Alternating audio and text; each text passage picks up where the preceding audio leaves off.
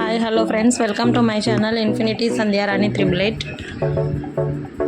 ఈరోజు మన ఒక టేస్టీ అండ్ హెల్దీ రెసిపీ మునగాకు పప్పు. సో మునగాకుతోటి మన పప్పు ఎలా చేయాలో ఇప్పుడు చూపిస్తాను. సో ఇక్కడ చూస్తున్నాను కదా, కుక్కర్లో మనకు తగినంత కందిపప్పు వేసుకోవాలి. కందిపప్పు వేసిన తర్వాత అందులోకి ఉల్లిగడ్డలు కొంచెమే వేస్తున్నాను నేను. సో కట్ చేసుకున్న ఉల్లిగడ్డలు, దాంట్లోకి కొంచెం చింతపండు.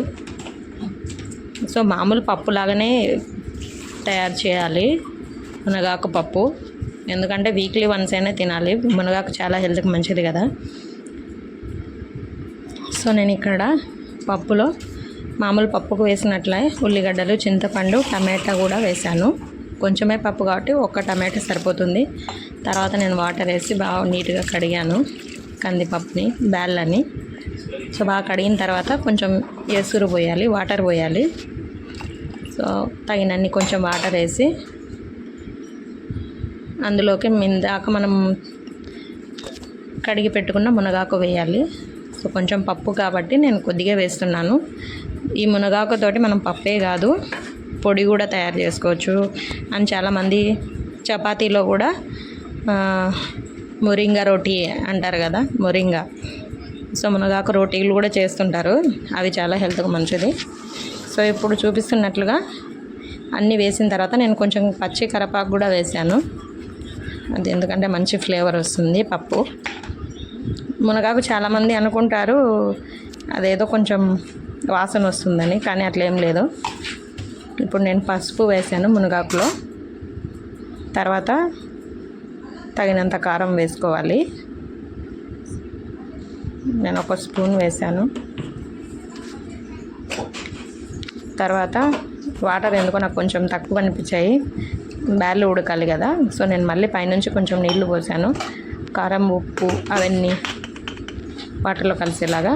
ఇప్పుడు మనం స్టవ్ వెలిగించి పప్పు ఒక 2 విజిల్లు పెట్టుకున్న తర్వాత చూడండి ఇలా ఉడికింది. సో దీనికి మనం ఇప్పుడు తాలింపు వేసుకుందాం ఉడికిన పప్పుకి. సో చూడండి ఎంత బాగుంది కదా. సో మామూలుగా కరివేపాకు, పచ్చి కరివేపాకు వేసినందుకు మునగాకు వాసన రాదనమాట. సో నేను ఇప్పుడు పప్పును వెనుపుకున్నాను బాగా మెత్తగా. ఇట్లా పప్పు గుత్తితోటి వెనుపుకున్నాం. తర్వాత మనం తాలింపు వేసుకుందాం. సో పోపు వేసుకుందాం. చూస్తున్నట్టుగా ఉల్లిగడ్డ, ఒక 2 వెల్లుల్లి కూడా వేస్తున్నాను, ఎల్లిపాయలు దాంట్లోకి.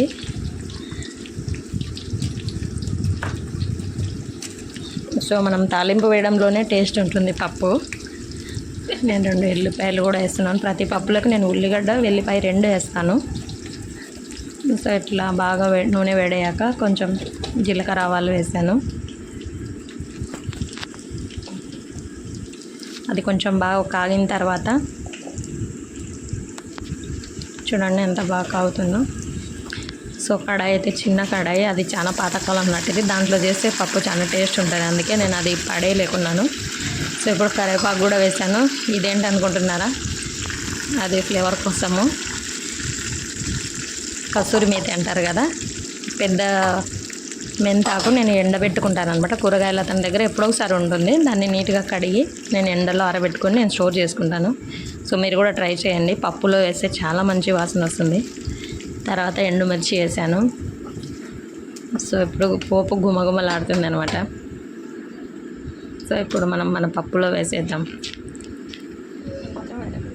సో బాగా వేడయిన తర్వాత, ఆయిల్ కాగిన తర్వాత నేను పప్పులో వేసాను. సో వేడి వేడి టేస్టీ మునగాకు పప్పు రెడీ అయింది. సో నేను ఈరోజు ఎందుకో కొంచెం ఉప్పు ఎక్కువే అయింది అనుకుంటున్నాను.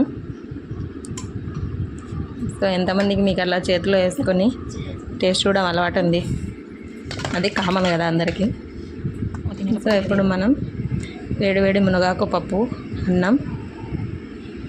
సో టేస్టీగా తినడానికి రెడీ. సో అందులోకి నేను బ్యాట్లు కూడా వేయించాను. అవి బ్యాట్లు కాదు, కిటికీలు అనుకుంటా.